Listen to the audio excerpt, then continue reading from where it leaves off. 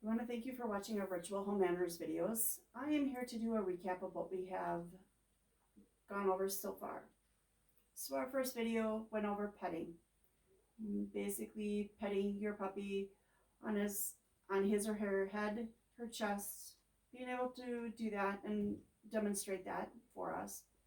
The next video was grooming. You're going to use a grooming utensil, which would be a brush. I have here basically it's a wire brush. I have a comb. Some people use those grooming mitts. All depends on the type of coated dog you have. With Teddy, I happen to use a comb. He is combed in a specific area. He's been conditioned to do that. For example, Copper, it's generally anywhere. Generally use the pin brush on him. We also use the comb on him. So we use either on him.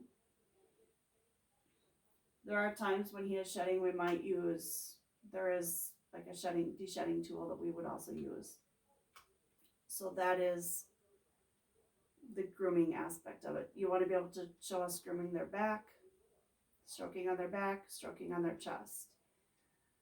The next video we released was sit on command. That is where generally you want to have a treat.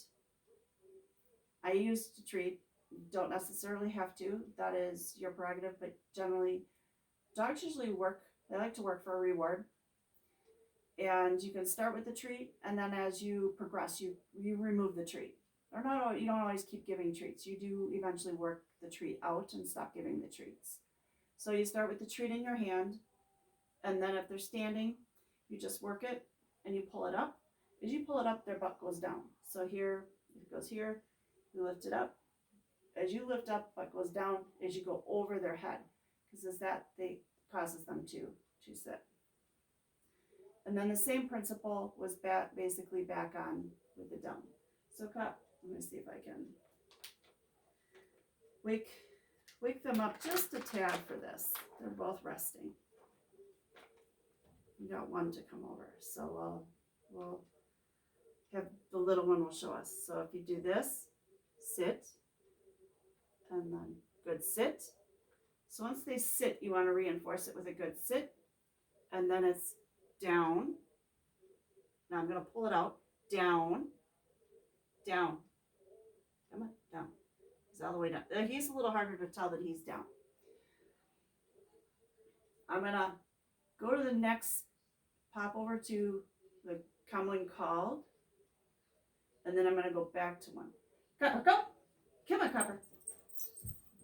Good boy. So I got him to come, which is the other skill that we covered was come when called. But I'm going to get Teddy out of the way here. And I'm going to show you the down. So down with a bigger dog. So all I did was use the food and pull it down. So those are the skills we've kind of gone over and I've released.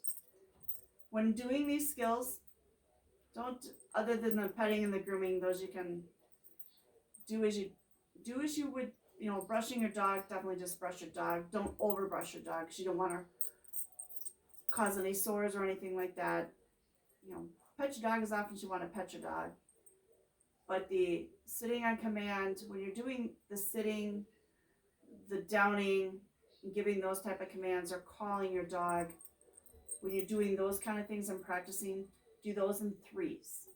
And always end on a good note. Don't ever end the training on a negative. Always you want to end the training on a positive with your dog. Sit.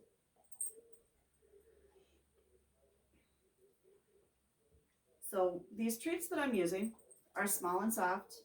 You can use anything you want to use small treats. You always want to give them a small treat that's quick and easy for them to eat.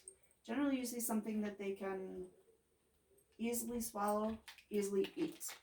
So what I'm currently using is Bill Jack little Gooberlicious soft treats for dogs. They're peanut butter flavor.